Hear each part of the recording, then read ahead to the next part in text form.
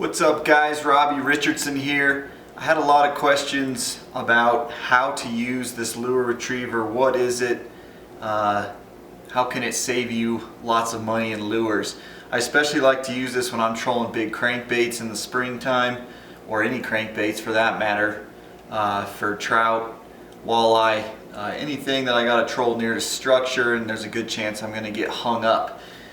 This can save you lots of money in lures because it's able to retrieve probably 90 to 95% of the lures that you get snagged. And so I'm going to show you exactly how I like to use it. First of all, it doesn't come with a buoy, but it does come with, typically they'll come with 20 to 50 foot of line. I like to attach and extend the length of this just in case I'm in deeper water. So I attach it to a marker buoy, get about 50 to 100 feet of line, and then just in case I drop it, I've got something that floats on the end of it, so I'm not going to lose my lure retriever when I'm trying, when I make a mistake and I'm trying to get a lure back. Let's take a closer look at how to put this on your line and effectively work this retriever up and down to either knock your lure free or hook your lure and pull it out with a little bit stronger line. So let's say I just got snagged on a piece of structure. I'm going to grab my lure retriever. I like a little bit of slack to work with on the lure retriever, so I'll just let that buoy fall into the bottom of the boat. I've got my snagged lure here. I try and keep my rod as tight, or my line as tight as possible. This lure retriever will hook onto your line, and then you just want to pull out slack and let the lure retriever follow your line all the way down to the lure. Once you get down there, I'll keep the rod taut, the line taut with one hand, and then I'm just going to pull on the lure retriever line and let it fall against my lure so that the weight of the lure retriever ideally knocks the lure free from whatever it's snagged on.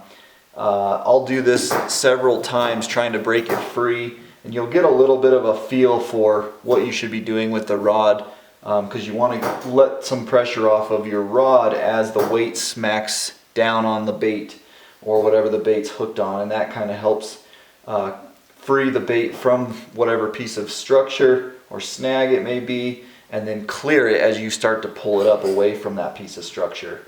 And you can see the lure is hung on this stick with its treble hooks still exposed, so that lure retriever is going to come down, ideally either knock the bait free from the log, or in this instance I hooked the treble hook on the front end of the bait, and I'll now be able to pull that free.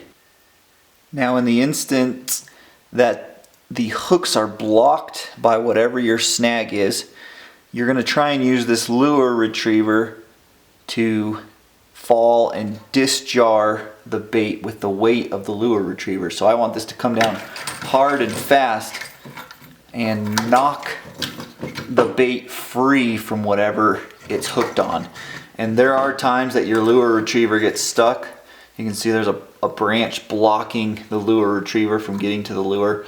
But I'll try repeatedly to try and knock that free until I either can hook the lure or knock the bait free. It's a little hard to replicate this since my bait isn't actually underwater and everything acts a little bit differently when you are underwater, but I'm going to do my best to show you what this will look like in an underwater situation.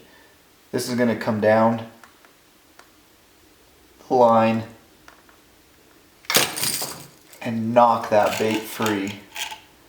You can see how the treble hooks pop free from the snag, and now they're caught on your lure retriever. So the trick is to reel. Usually I'll kind of just drop the lure retriever and reel my lure up, is not super fast, kind of slowly and steadily. That way I don't break the line, just in case there's any abrasion on the line.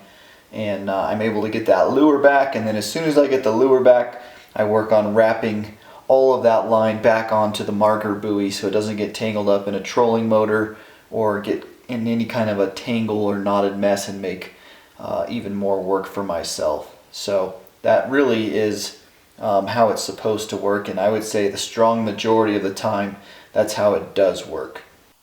So as you guys can see, a lure retriever can come in super handy to knock your bait free, save that bait for the rest of the fishing trip, and remove the hassle of trying to find a bait that is either no longer made or no longer made in a certain color. And on top of that, it's going to save you a bunch of money. So get yourself a lure retriever today, give it a shot, and you will not be disappointed. These things are usually under $20, and they're going to be worth their weight in gold. They're going to save you a lot of money. So thanks for watching. Hit the like button if you enjoy this content. Subscribe. Help us out with the YouTube algorithm. We appreciate it and look forward to pumping out some more content for you guys.